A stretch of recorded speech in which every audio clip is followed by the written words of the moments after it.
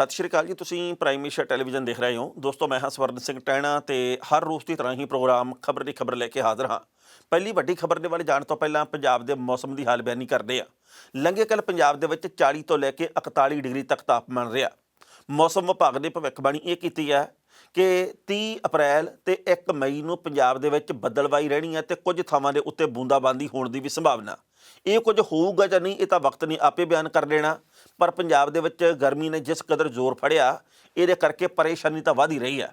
ਪਰ ਜਿਸ ਤਰੀਕੇ ਨਾਲ ਦਿੱਲੀ ਦੇ ਵਿੱਚ ਗਰਮੀ ਪੈ ਰਹੀ ਹੈ, ਪੰਜਾਬ ਤੋਂ ਵੀ ਵੱਧ, ਤੇ ਉੱਥੇ ਬਾਰਡਰਾਂ ਦੇ ਉੱਤੇ ਕਿਸਾਨ ਡਟੇ ਹੋਏ ਆ ਤੇ ਉਹ ਹੋਰ ਝੌਂਪੜੀਆਂ ਉੱਥੇ ਬਣਾ ਰਹੇ ਆ, ਕਿਉਂਕਿ ਜਿਵੇਂ ਜਿਵੇਂ ਸੂਰਜ ਦੀ ਟਿੱਕੀ ਤਿੱਖੀ ਹੋ ਰਹੀ ਹੈ, ਕਿਉਂਕਿ ਇਹ ਤਾਂ 47-48 ਡਿਗਰੀ ਤੱਕ ਟੈਂਪਰੇਚਰ ਜਾਣਾ, ਹੋ ਸਕਦਾ ਵੱਧ ਵੀ ਜਾਵੇ। ਇਸ ਕਰਕੇ ਸੂਰਜ ਦੀ ਤਪਸ਼ ਨੂੰ ਰੋਕਣ ਦੇ ਲਈ, ਤਾਪਮਾਨ ਨੂੰ ਥੋੜ੍ਹਾ ਜਿਹਾ ਘਟਾਉਣ ਦੇ ਲਈ ਇਸ ਵਕਤ ਹੋਰ ਤਰਕੀਬਾਂ ਵਰਤੀਆਂ ਜਾ ਰਹੀਆਂ ਵੀ ਅਸੀਂ ਝੌਂਪੜੀਆਂ ਦੇ ਵਿੱਚ ਥਰਮੋਕੋਲ ਹੋਰ ਲਾ ਲਈਏ, ਅਸੀਂ ਟੈਂਟ ਦੇ ਵਿੱਚ ਕੋਈ ਨਾ ਕੋਈ ਇਹੋ ਜਿਹਾ ਪ੍ਰਬੰਧ ਕਰ ਲਈਏ। ਗਰਮੀ ਨੇ ਵੱਟ ਕੱਢੇ ਪਏ ਆ, ਪਰ ਬਾਰਡਰਾਂ ਦੇ ਉੱਤੇ ਕਿਸਾਨ ਡਟੇ ਹੋਏ ਆ।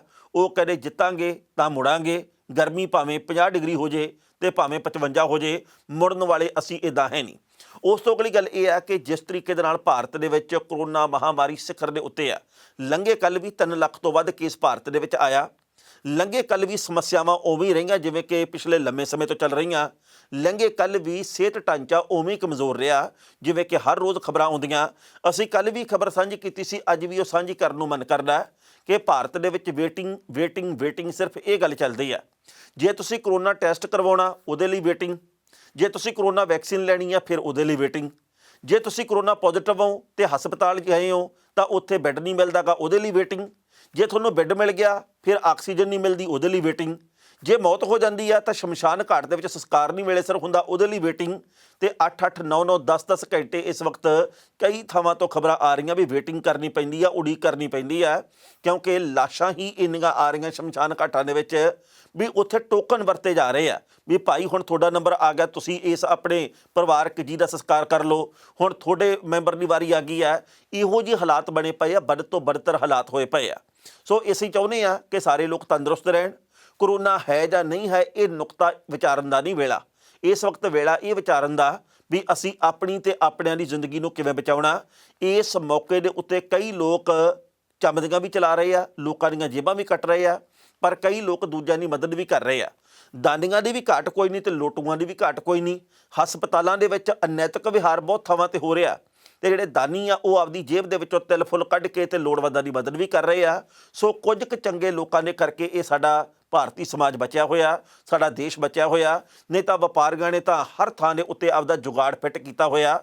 ਸੋ ਉਸ ਤੋਂ ਅਗਲੀ ਗੱਲ ਇਹ ਹੈ ਵੀ ਲੰਘੇ ਕੱਲ੍ਹ ਆਮ ਆਦਮੀ ਪਾਰਟੀ ਤੋਂ ਛੜੱਪਾ ਮਾਰ ਕੇ BJP 'ਚ ਗਏ ਕਪਿਲ ਮਿਸ਼ਰਾ ਦੇ ਵੱਲੋਂ ਕੇਜਰੀਵਾਲ 'ਤੇ ਵਾਰ ਕੀਤਾ ਗਿਆ। ਉਹਨੇ ਇਹ ਗੱਲ ਕਹੀ ਹੈ ਵੀ ਕੇਜਰੀਵਾਲ ਦੇ ਉੱਤੇ ਪਰਚਾ ਦਰਜ ਹੋਣਾ ਚਾਹੀਦਾ, ਕਿਉਂਕਿ ਇਹਦੀਆਂ ਅਣਗਹਿਲੀਆਂ ਦੇ ਕਰਕੇ ਦਿੱਲੀ ਦੇ ਵਿੱਚ ਇੰਨਾ ਕਰੋਨਾ ਫੈਲਿਆ। ਉਹਨੇ ਇਹ ਗੱਲ ਕਹੀ ਹੈ ਜੀ ਕਿ ਮੈਂ ਦਿੱਲੀ ਦੇ ਪੁਲਿਸ ਕਮਿਸ਼ਨਰ ਨੂੰ ਚਿੱਠੀ ਲਿਖੀ ਹੈ ਵੀ 3-4 ਨੁਕਤੇ ਉਹਦੇ ਵਿੱਚ ਵੀ ਕੇਜਰੀਵਾਲ ਦੀਆਂ ਲਾਪਰਵਾਹੀਆਂ ਦੇ ਕਰਕੇ ਕਿਵੇਂ ਦਿੱਲੀ ਦੇ ਵਿੱਚ ਇਸ ਵਕਤ ਲਾਟਾਂ ਉੱਠ ਰਹੀਆਂ, ਕਿਵੇਂ ਸ਼ਮਸ਼ਾਨ ਘਾਟ ਬਣ ਰਹੇ ਆ। ਸੋ ਉਹਨੂੰ ਇਸ ਗੱਲ ਦਾ ਇਲਮ ਨਹੀਂ, ਜੇ ਹੈ ਵੀ ਤਾਂ ਸ਼ਾਇਦ ਢੀਠਤਾਈ ਵਾਲੀ ਗੱਲ ਹੋਵੇ ਵੀ ਜਦੋਂ ਪ੍ਰਧਾਨ ਮੰਤਰੀ ਸਾਹਿਬ ਅਮਿਤ ਸ਼ਾਹ ਤੇ ਬਾਕੀ BJP ਦੇ ਨੇਤਾ ਜੀ 'ਚ ਯੋਗੀ ਆਦਿੱਤਿਆਨਾਥ ਵੀ ਆ, ਉਹ ਆਪ ਵੀ ਪੋਜ਼ੀਟਿਵ ਹੋ ਗਏ ਸੀ, ਭਾਵੇਂ ਕਿ ਤੰਦਰੁਸਤ ਹੋ ਗਏ ਆ। ਜਦੋਂ ਉਹ ਜਾ ਕੇ ਰੈਲੀਆਂ ਕਰਦੇ ਰਹੇ ਆ 5 ਸੂਬਿਆਂ ਦੇ ਵਿੱਚ, ਉਹਦੇ ਕਰਕੇ ਕਰੋਨਾ ਫੈਲਿਆ ਨਹੀਂ ਤੇ ਕੇਜਰੀਵਾਲ ਕਰਕੇ ਫੈਲ ਗਿਆ। ਇਹ ਆ ਇਹਨਾਂ ਦੀ ਪਾਰਦਰਸ਼ਤਾ, ਇਹ ਆ ਨਿਰਪੱਖ ਤਰੀਕਾ ਗੱਲ ਕਰਨ ਦਾ, ਇਹ ਆ ਇਹਨਾਂ ਦੀ ਬੌਧਿਕਤਾ ਵੀ ਇਹ ਕਿਸੇ ਵੀ ਮਾਮਲੇ ਦੇ ਵਿੱਚ ਕਿਸੇ ਨੂੰ ਵੀ ਲਪੇਟਦੇ ਆ। ਗੱਲ ਇਹ ਹੈ ਵੀ ਜਿੱਥੇ ਜਿੱਥੇ BJP ਦੀਆਂ ਸਰਕਾਰਾਂ, ਕਰੋਨਾ ਉੱਥੇ ਵੀ ਆ, ਜਿੱਥੇ ਨਹੀਂ ਸਰਕਾਰਾਂ, ਕਰੋਨਾ ਉੱਥੇ ਵੀ ਆ। ਜਿੱਥੇ ਕੋਈ ਵੀ ਨਹੀਂ ਸਰਕਾਰ ਭਾਰਤ ਦੇ ਵਿੱਚੋਂ ਕਿਸੇ ਵੀ ਰਾਜਨੀਤਿਕ ਪਾਰਟੀ ਦੀ ਬਾਹਰਲੇ ਮੁਲਕਾਂ ਦੇ ਵਿੱਚ, ਉੱਥੇ ਵੀ ਕਰੋਨਾ, ਪਰ ਉਹਨਾਂ ਨੇ ਕਾਬੂ ਕਰ ਲਿਆ ਜਾਂ ਕਰ ਰਹੇ ਆ। ਸਾਡੇ ਵੱਧ ਰਿਹਾ, ਅਸੀਂ ਗੱਲਾਂ ਕਰਦੇ ਰਹੇ, ਉਹਨਾਂ ਗੱਲਾਂ ਦਾ ਤੁਕ ਕੋਈ ਨਹੀਂ ਬਣੀ, ਅਰਥ ਕੋਈ ਨਹੀਂ ਨਿਕਲਿਆ। ਹੁਣ ਉਸ ਤੋਂ ਅਗਲੀ ਗੱਲ ਇਹ ਹੈ ਵੀ ਦਿੱਲੀ ਦੇ ਵਿੱਚ ਸ਼ਮਸ਼ਾਨ ਘਾਟ ਆ ਜਿਹੜੇ, ਉਹ ਲਗਾਤਾਰ 24 ਘੰਟੇ ਬਣ ਰਹੇ ਕਈ ਥਾਵਾਂ 'ਤੇ, ਜਿਹਦੇ ਕਰਕੇ ਲੱਕੜਾਂ ਦੀ ਘਾਟ ਪੈਦਾ ਹੋ ਗਈ ਆ। ਇੰਨੀ ਕੁ ਘਾਟ ਪੈਦਾ ਹੋਈ ਆ ਵੀ ਹੁਣ ਜਿਹੜਾ ਉੱਥੇ ਨਗਰ ਨਿਗਮ ਆ, ਉਹਦੇ ਵੱਲੋਂ ਜੰਗਲਾਤ ਮਹਿਕਮੇ ਨੂੰ ਬੇਨਤੀ ਕੀਤੀ ਗਈ ਹੈ ਵੀ ਸੁੱਕੀਆਂ ਲੱਕੜਾਂ ਹੋਰ ਪਹੁੰਚਾਓ। ਪਹਿਲਾਂ 5 ਤੋਂ ਲੈ ਕੇ 8 ਲਾਸ਼ਾਂ ਜਿਹੜੇ ਸ਼ਮਸ਼ਾਨ ਘਾਟ ਦੇ ਵਿੱਚ 24 ਘੰਟੇ 'ਚ ਆਉਂਦੀਆਂ ਸੀ, ਉੱਥੇ ਹੁਣ 50-50, 60-60 ਲਾਸ਼ਾਂ ਆਉਣ ਲੱਗ ਪਈਆਂ। ਆਪਣੇ ਆਪ ਦੇ ਵਿੱਚ ਬੜਾ ਚਿੰਤਾਜਨਕ ਵਰਤਾਰਾ। ਪਹਿਲਾਂ ਇਸ ਦਰਦਨਾਕ ਰਿਪੋਰਟ ਦਾ ਵੇਰਵਾ ਸਾਂਝਾ ਕਰਦੇ ਹਾਂ ਤੇ ਬਾਅਦ ਵਿੱਚ ਕਰਾਂਗੇ ਟਿੱਪਣੀ। ਦੇਸ਼ ਦੀ ਰਾਜਧਾਨੀ ਦਿੱਲੀ ਦੇ ਵਿੱਚ ਇੱਕ ਪਾਸੇ ਜਿੱਥੇ ਮਰੀਜ਼ਾਂ ਦਾ ਸਮੇਂ ਸਿਰ ਇਲਾਜ ਨਹੀਂ ਹੋ ਰਿਹਾ, ਉੱਥੇ ਮੌਤ ਤੋਂ ਬਾਅਦ ਸ਼ਮਸ਼ਾਨ ਘਾਟਾਂ ਦੇ ਵਿੱਚ ਲੱਕੜਾਂ ਦੀ ਵੀ ਕਮੀ ਹੋਣ ਲੱਗ ਪਈ ਹੈ। ਦਰਅਸਲ ਹਰ ਰੋਜ਼ ਕੋਵਿਡ ਦੇ ਮਰੀਜ਼ਾਂ ਦੀ ਮੌਤ ਦਰ ਵੱਧ ਰਹੀ ਹੈ, ਜਿਹਦੇ ਕਰਕੇ ਮਿਊਨਿਸਪੈਲਿਟੀ ਦੇ ਸ਼ਮਸ਼ਾਨ ਘਾਟਾਂ ਦੇ ਵਿੱਚ ਲੱਕੜ ਦੀ ਘਾਟ ਹੋਣ ਲੱਗ ਪਈ। ਇਸ ਕਰਕੇ ਹੁਣ ਨਗਰ ਨਿਗਮ ਨੇ ਰਾਜ ਦੇ ਜੰਗਲਾਤ ਵਿਭਾਗ ਤੋਂ ਮਦਦ ਮੰਗੀ ਹੈ। ਹਾਸਲ ਜਾਣਕਾਰੀ ਦੇ ਮੁਤਾਬਕ ਨਗਰ ਪਾਲਿਕਾ ਦੀਆਂ ਏਜੰਸੀਆਂ ਨੇ ਲੱਕੜ ਦਾ ਪ੍ਰਬੰਧ ਕਰਨ ਦੇ ਲਈ ਜੰਗਲਾਤ ਵਿਭਾਗ ਕੋਲੇ ਪਹੁੰਚ ਕੀਤੀ। ਇਸ ਸਮੱਸਿਆ ਨੂੰ ਦੂਰ ਕਰਨ ਦੇ ਲਈ ਪੂਰਬੀ ਦਿੱਲੀ ਨਗਰ ਨਿਗਮ ਨੇ ਅਧਿਕਾਰੀਆਂ ਨੂੰ ਸੁੱਕੇ ਗੋਹੇ ਨੂੰ ਬਾਲਣ ਦੇ ਤੌਰ ਦੇ ਉੱਤੇ ਵਰਤਣ ਦੀ ਹਦਾਇਤ ਕੀਤੀ ਹੈ। ਦੂਜੀ ਲਹਿਰ ਆਉਣ ਤੋਂ ਪਹਿਲਾਂ ਸ਼ਹਿਰ ਦੇ ਸਭ ਤੋਂ ਵੱਡੇ ਨਿਗਮਬੋਧ ਸ਼ਮਸ਼ਾਨ ਘਾਟ ਤੇ ਹਰ ਰੋਜ਼ 6 ਤੋਂ ਲੈ ਕੇ 8 ਟਨ ਲੱਕੜ ਦੀ ਜ਼ਰੂਰਤ ਹੁੰਦੀ ਸੀ, ਪਰ ਇਸ ਵਕਤ ਕਈ ਗੁਣਾ ਲੱਕੜ ਦੀ ਜ਼ਰੂਰਤ ਵੱਧ ਗਈ ਹੈ। ਉੱਤਰੀ ਐਮਸੀਡੀ ਦੇ ਮੇਅਰ ਜੈ ਪ੍ਰਕਾਸ਼ ਨੇ ਕਿਹਾ ਕਿ ਸ਼ਮਸ਼ਾਨ ਘਾਟ ਦੇ ਵਿੱਚ ਲੱਕੜ ਦਾ ਸਟਾਕ ਲਗਾਤਾਰ ਘਟ ਰਿਹਾ। ਇਸ ਲਈ ਨਗਰ ਨਿਗਮ ਨੂੰ ਪਾਰਕਿੰਗ ਲਾਟਾਂ ਤੇ ਪਾਰਕਾਂ ਦੇ ਵਿੱਚ ਸੰਸਕਾਰ ਕਰਨ ਦੀਆਂ ਸਹੂਲਤਾਂ ਬਣਾਉਣੀਆਂ ਪੈਣਗੀਆਂ। ਇਹਦੇ ਨਾਲ ਹੀ ਲੱਕੜ ਦੀ ਜ਼ਰੂਰਤ ਦੇ ਵਿੱਚ ਵੀ ਬਹੁਤ ਵਾਧਾ ਹੋਇਆ। ਇਸ ਲਈ ਦਿਨ ਭਰ ਲੱਕੜ ਦੀ ਮੰਗ ਨੂੰ ਪੂਰਾ ਕਰਨ ਦੇ ਲਈ ਦਿੱਲੀ ਸਰਕਾਰ ਦੇ ਸਹਿਯੋਗ ਦੀ ਲੋੜ ਹੈ। ਸ਼ਹਿਰ ਦੇ ਜੰਗਲਾਤ ਵਿਭਾਗ ਨੇ ਕਿਹਾ ਕਿ ਲੱਕੜ ਲਈ ਮਿਊਨਿਸਪਲ ਏਜੰਸੀਆਂ ਤੋਂ ਬੇਨਤੀਆਂ ਮਿਲੀਆਂ ਨੇ। ਦੂਜੇ ਪਾਸੇ ਉਪ ਕੰਜ਼ਰਵੇਟਿਵ ਅਦਿੱਤਿਆ ਮਦਨ ਪੋਤਰਾ ਨੇ ਇਹ ਗੱਲ ਕਹੀ ਹੈ ਕਿ ਉਹਨਾਂ ਨੇ ਖੇਤਰ ਵਿੱਚ ਟਰਾਂਸਪੋਰਟ ਕਾਰਪੋਰੇਸ਼ਨ ਨੂੰ ਦਿੱਲੀ ਵਿੱਚ ਇੱਕ ਖੇਤਰੀ ਤੇਜ਼ ਆਵਾਜਾਈ ਪ੍ਰਣਾਲੀ ਬਣਾਉਣ ਦੀ ਆਗਿਆ ਦਿੱਤੀ ਹੈ, ਤਾਂ ਜੋ ਘੱਟੋ ਘੱਟ 500 ਰੁੱਖਾਂ ਦੀ ਲੱਕੜ ਦੀ ਵਰਤੋਂ ਕੀਤੀ ਜਾ ਸਕੇ। ਇਸ ਦੇ ਨਾਲ ਹੀ MDMC ਨੇ ਦਿੱਲੀ ਸਰਕਾਰ ਨੂੰ ਇਹ ਯਕੀਨੀ ਬਣਾਉਣ ਦੇ ਲਈ ਕਿਹਾ ਕਿ ਗੁਆਂਢੀ ਰਾਜਾਂ ਤੋਂ ਲੱਕੜ ਦੀ ਸਪਲਾਈ ਸ਼ਹਿਰ ਨੂੰ ਬਿਨਾਂ ਕਿਸੇ ਰੁਕਾਵਟ ਦੇ ਸੰਭਵ ਕਰਵਾਈ ਜਾਵੇ। ਇਸ ਖਬਰ ਦੇ ਉੱਤੇ ਟਿੱਪਣੀ ਕਰਨਾ ਦੋਸਤੋ, ਪਹਿਲੀ ਗੱਲ ਤਾਂ ਅਸੀਂ ਕਹਾਂਗੇ ਇਸ ਖਬਰ ਨੂੰ ਸਾਂਝੀ ਕਰਨ ਦਾ ਮਕਸਦ ਇਹ ਨਹੀਂ ਕਿ ਲੋਕਾਂ ਦੇ ਮਨਾਂ ਦੇ ਵਿੱਚ ਦਹਿਸ਼ਤ ਪੈਦਾ ਕੀਤੀ ਜਾਵੇ। ਇਸ ਖਬਰ ਨੂੰ ਸਾਂਝੀ ਕਰਨ ਦਾ ਮਨੋਰਥ ਇਹ ਆ ਵੀ ਲੋਕਾਂ ਨੂੰ ਆਪਣੀ ਸਿਹਤ ਦੇ ਪ੍ਰਤੀ ਤੇ ਨਿਯਮਾਂ ਦੇ ਪ੍ਰਤੀ ਜਾਗਰੂਕ ਰਹਿਣ ਦੇ ਲਈ ਸੁਨੇਹਾ ਦਿੱਤਾ ਜਾਵੇ। ਜੋ ਜਹਾਨੋਂ ਤੁਰ ਗਏ ਉਹ ਤਾਂ ਵਾਪਸ ਨਹੀਂ ਆਉਣੇ, ਪਰ ਅਸੀਂ ਉਹਨਾਂ ਨੂੰ ਦੇਖ ਕੇ ਹਮਦਰਦੀ ਦੇ ਭਾਵ ਆ ਸਾਡੇ ਉਹ ਵੀ ਨਿਕਲਦੇ ਆ, ਪਰ ਅਸੀਂ ਇਹ ਵੀ ਚਾਹੁੰਦੇ ਆ ਵੀ ਕਿਸੇ ਹੋਰ ਦਾ ਸਿਵਾ ਇਵੇਂ ਨਾ ਬਲੇ। ਪਰ ਇਸ ਕਰਕੇ ਸਾਡੀਆਂ ਸਰਕਾਰਾਂ ਨੂੰ ਵੀ ਕੁਝ ਕਰਨਾ ਚਾਹੀਦਾ ਤੇ ਸਾਨੂੰ ਸਾਰਿਆਂ ਨੂੰ ਵੀ ਨਿਯਮ ਜਿਹੜੇ ਉਹ ਅਪਣਾਉਣੇ ਚਾਹੀਦੇ ਆ। ਭਾਰਤ ਦੀਆਂ ਬਹੁਤ ਸਾਰੀਆਂ ਥਾਵਾਂ ਦੇ ਉੱਤੇ, ਖਾਸ ਕਰਕੇ ਧਾਰਮਿਕ ਥਾਵਾਂ ਦੇ ਉੱਤੇ ਹਾਲੇ ਵੀ ਲੋਕ ਟਲਦੇ ਨਹੀਂ। ਉਹਨਾਂ ਦੀ ਆਸਥਾ ਦੇ ਉੱਤੇ ਅਸੀਂ ਕੋਈ ਟਿੱਪਣੀ ਨਹੀਂ ਕਰਦੇ, ਪਰ ਜ਼ਿੰਦਗੀ ਦੇ ਨਾਲੋਂ ਤਾਂ ਇਹ ਗੱਲਾਂ ਪਿਆਰੀਆਂ ਨਹੀਂ। ਇੱਥੇ ਤਾਂ ਜੇਕਰ ਅਸੀਂ ਜਿਉਂਦੇ ਰਹੇ ਮਹੀਨਾ ਠਹਿਰ ਕੇ ਵੀ ਚਲੇ ਜਾਵਾਂਗੇ, ਪਰ ਅੱਜ ਜਾਣ ਦੀ ਕਾਹਲ ਦੇ ਵਿੱਚ ਤੇ ਅੱਜ ਹੀ ਰੱਬ ਨੂੰ ਮਿਲਣ ਦੇ ਚੱਕਰ ਦੇ ਵਿੱਚ ਅਸੀਂ ਆਪਣੀ ਜ਼ਿੰਦਗੀ ਨੂੰ ਖਤਰੇ ਦੇ ਵਿੱਚ ਪਾ ਰਹੇ ਹਾਂ। ਇੱਦਾਂ ਸਾਨੂੰ ਨਹੀਂ ਕਰਨਾ ਚਾਹੀਦਾ। ਇਹ ਕੁਝ ਕਰ ਕਰਕੇ ਆਪਾਂ ਕਿੱਥੋਂ ਕਿੱਥੇ ਪਹੁੰਚ ਗਏ ਫਿਰ ਜਾਣਦੇ ਹਾਂ। ਅਸੀਂ ਸਰਕਾਰਾਂ ਨੂੰ ਉਲਾਂਭੇ ਦਿੰਦੇ ਹਾਂ, ਸਰਕਾਰ ਨੇ ਕਦੇ ਕੁਝ ਨਹੀਂ ਕੀਤਾ, ਸਰਕਾਰਾਂ ਸ਼ਾਇਦ ਕਦੇ ਕੁਝ ਕਰਨ ਵੀ ਨਾ, ਪਰ ਇਸ ਵਕਤ ਜੋ ਅਸੀਂ ਕਰ ਸਕਦੇ ਹਾਂ ਉਹ ਸਾਨੂੰ ਜ਼ਰੂਰ ਕਰਨਾ ਚਾਹੀਦਾ। ਮੈਂ ਜਿਵੇਂ ਮੁੱਢ ਦੇ ਵਿੱਚ ਗੱਲ ਕਹੀ ਹੈ, ਬਹੁਤ ਸਾਰੇ ਦਾਨੀ ਲੋਕ ਵੀ ਅੱਗੇ ਆਏ ਆ, ਬਹੁਤ ਸਾਰੇ ਲੋਕ ਇਸ ਵਕਤ ਵੀ ਕਮਾਈ ਕਰ ਰਹੇ ਆ। ਉਹਦਾ ਕਾਰਨ ਇਹ ਆ ਵੀ ਜਿਹੜੇ ਵਪਾਰੀ ਲੋਕ ਆ ਉਹਨਾਂ ਨੇ ਤਾਂ ਕਰੋਨਾ ਦੇ ਟੀਕਿਆਂ ਦੇ ਵਿੱਚੋਂ ਵੀ ਕਮਾਈ ਕਰ ਜਾਣੀ ਆ, ਟੈਸਟ ਕਿੱਟਾਂ 'ਚ ਵੀ ਕਮਾਈ ਕਰਦੇ ਆ। ਉਹ ਜਿਹੜੀਆਂ ਲੈਬੋਰਟਰੀਆਂ ਉਹਨਾਂ ਨੂੰ ਵੀ ਇਸ ਵਕਤ ਬਹੁਤ ਵਧੀਆ ਮੌਕੇ ਮਿਲੇ ਆ। ਹਸਪਤਾਲਾਂ ਦੇ ਵਿੱਚ ਵੀ ਚਮਦੀਆਂ ਚਲਾਉਂਦੇ ਡਾਕਟਰ। ਇਸ ਕਰੋਨਾ ਦੇ ਕਰਕੇ ਕਈ ਨਵੇਂ ਹਸਪਤਾਲ ਬਣ ਜਾਣੇ ਆ, ਕਈਆਂ ਦੀਆਂ ਇਮਾਰਤਾਂ ਉੱਚੀਆਂ ਹੋ ਜਾਣੀਆਂ, ਮੰਜ਼ਲਾਂ ਵੱਧ ਜਾਣੀਆਂ, ਕਈਆਂ ਦੇ ਬੈਂਕ ਬੈਲੈਂਸ ਮੋਟੇ ਹੋ ਜਾਣੇ ਆ, ਕਈਆਂ ਦੇ ਘਰਾਂ ਦੇ ਵਿੱਚ 70 ਹੋਰ ਵਿਛ ਜਾਣੇ ਆ। ਉਹਨਾਂ ਦੇ ਘਰ ਦੇ ਵਿੱਚੋਂ ਖੁਸ਼ੀਆਂ ਹਮੇਸ਼ਾ ਲਈ ਚਲੀਆਂ ਜਾਣੀਆਂ। ਬਹੁਤ ਸਾਰੀਆਂ ਖਬਰਾਂ ਹਰ ਰੋਜ਼ ਆ ਰਹੀਆਂ ਡਾਕਟਰਾਂ ਦੇ ਉੱਤੇ ਇਲਜ਼ਾਮਬਾਜ਼ੀ ਵਾਲੀਆਂ। ਡਾਕਟਰਾਂ ਦੇ ਵੱਲੋਂ ਸਹੀ ਤਰੀਕੇ ਨਾਲ ਇਲਾਜ ਨਹੀਂ ਕੀਤਾ ਜਾ ਰਿਹਾ, ਡਾਕਟਰਾਂ ਦੇ ਵੱਲੋਂ ਕੱਲੀ ਛਿੱਲ ਲਾਈ ਜਾ ਰਹੀ ਹੈ। ਭਾਰਤ ਦੇ ਵਿੱਚ ਤਾਂ ਵੈਸੇ ਵੀ ਜੇਕਰ ਕੋਈ ਬੰਦਾ ਕਾਲੇ ਜਾਂ ਚਿੱਟੇ ਕੋਟ ਵਾਲਿਆਂ ਦੇ ਵੱਸ ਪੈ ਜੇ ਤਾਂ ਬੰਦਾ ਇਹ ਗੱਲ ਕਹਿੰਦਾ ਵੀ ਭਾਈ ਮੇਰੀ ਜ਼ਿੰਦਗੀ ਬਰਬਾਦ ਹੋ ਗਈ। ਲੋਕਾਂ ਦੀ ਧਾਰਨਾ ਇਹ ਬਣ ਚੁੱਕੀ ਆ, ਹਾਲਾਂਕਿ ਨਾ ਸਾਰੇ ਕਾਲੇ ਕੋਟ ਵਾਲੇ ਮਾੜੇ ਆ, ਨਾ ਸਾਰੇ ਚਿੱਟੇ ਕੋਟ ਵਾਲੇ ਮਾੜੇ ਆ, ਪਰ ਧਾਰਨਾ ਤਾਂ ਧਾਰਨਾ। ਇਹ ਧਾਰਨਾ ਕਿਉਂ ਬਣੀ, ਸਵਾਲ ਇਹ ਆ ਸਭ ਤੋਂ ਵੱਡਾ। ਸੋ ਇਸ ਕਰਕੇ ਜ਼ਿੰਦਗੀ ਦੀ ਜੰਗ ਆ ਜਿਹੜੀ ਉਹ ਕੋਈ ਹਾਰੇ ਨਾ, ਇਹਦੀ ਅਸੀਂ ਕਾਮਨਾ ਕਰਦੇ ਹਾਂ। ਬਹੁਤ ਸਾਰੀਆਂ ਚੰਗੀਆਂ ਖਬਰਾਂ ਵੀ ਆ ਉਤਸ਼ਾਹਜਨਕ ਕਿ ਲੋਕ ਕਿਸ ਤਰੀਕੇ ਦੇ ਨਾਲ ਆਪਣੀ ਜੇਬ ਖਰਚਾ ਕੱਢ ਕੇ ਵੱਧ ਤੋਂ ਵੱਧ ਮਦਦ ਕਰਦੇ ਆ ਆਮ ਲੋਕਾਂ ਦੀ। ਉਹਨਾਂ ਲੋਕਾਂ ਨੂੰ ਵੀ ਸਲਾਮ ਕਰਨੀ ਬਣਦੀ ਹੈ।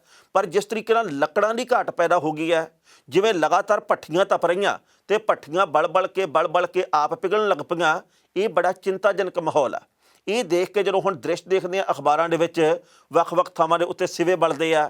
ਇੱਕ ਸ਼ਮਸ਼ਾਨ ਘਾਟ ਦੇ ਵਿੱਚ ਇੱਕੋ ਵੇਲੇ 20 ਲਾਸ਼ਾਂ ਜਿਹੜੀਆਂ ਉਹ ਅੱਗ ਦੇ ਹਵਾਲੇ ਕੀਤੀਆਂ ਹੋਈਆਂ ਸਿਵੇ ਬਲ ਰਹੇ ਆ, ਤਾਂ ਬੰਦਾ ਇਹਦੇ ਮੂੰਹ ਦੇ ਵਿੱਚੋਂ ਕੀ ਨਿਕਲੇ ਤੇ ਕੀ ਨਾ ਨਿਕਲੇ ਬੰਦਾ ਫਿਕਰਾਂ ਦੇ ਵਿੱਚ ਜ਼ਰੂਰ ਪੈ ਜਾਂਦਾ। ਬੰਦੇ ਨੂੰ ਇਹ ਲੱਗਦਾ ਵੀ ਸੱਚੀ ਮੁੱਚੀ ਆਹ ਹੀ ਆ ਸਾਰਾ ਕੁਝ, ਇਹੀ ਰਹਿਣਾ ਸਾਡੇ ਭਾਰਤ ਦੇ ਵਿੱਚ। ਸੋ ਜ਼ਰੂਰਤ ਇਸ ਵਕਤ ਇਸ ਗੱਲ ਦੀ ਹੈ ਵੀ ਜਦੋਂ ਦੁਨੀਆ ਦੇ ਵੱਖ-ਵੱਖ ਦੇਸ਼ ਸਾਡੀ ਭਾਰਤ ਦੀ ਸਰਕਾਰ ਦੀ, ਭਾਰਤ ਦੀ ਮਦਦ ਕਰ ਰਹੇ ਆ, ਤਾਂ ਅਸੀਂ ਉਹਨਾਂ ਦਾ ਧੰਨਵਾਦ ਵੀ ਕਰੀਏ। ਅਸੀਂ ਆਤਮ ਨਿਰਭਰ ਕਰੀ ਗਏ ਹਾਂ, ਪਰ ਆਤਮ ਨਿਰਭਰ ਅਸੀਂ ਕਿੰਨੇ ਕੁ ਵੀ ਸਾਨੂੰ ਇਸ ਵਕਤ ਕੈਨੇਡਾ ਦੇ ਵੱਲੋਂ ਵੀ ਮਦਦ ਮਿਲ ਰਹੀ ਹੈ, ਅਮਰੀਕਾ ਨੇ ਵੀ ਮਦਦ ਕੀਤੀ ਹੈ, ਇਸ ਵਕਤ ਸਾਊਦੀ ਅਰਬ ਵੀ ਮਦਦ ਕਰ ਰਿਹਾ, ਇਸ ਵਕਤ ਛੋਟੇ ਹੋਰ ਦੇਸ਼ ਬੜੀ ਮਦਦ ਕਰ ਰਹੇ ਆ। ਨਿਊਜ਼ੀਲੈਂਡ ਦੇ ਵੀ ਮਦਦ ਦੀ ਗੱਲ ਕੀਤੀ ਆ, ਆਸਟ੍ਰੇਲੀਆ ਨੇ ਵੀ ਕੀਤੀ ਹੈ, ਇੰਗਲੈਂਡ ਦੇ ਵੀ ਕੀਤੀ ਹੈ। ਉਹਨਾਂ ਸਾਰੇ ਦੇਸ਼ਾਂ ਦਾ ਸਾਨੂੰ ਸ਼ੁਕਰੀਆ ਅਦਾ ਕਰਨਾ ਚਾਹੀਦਾ।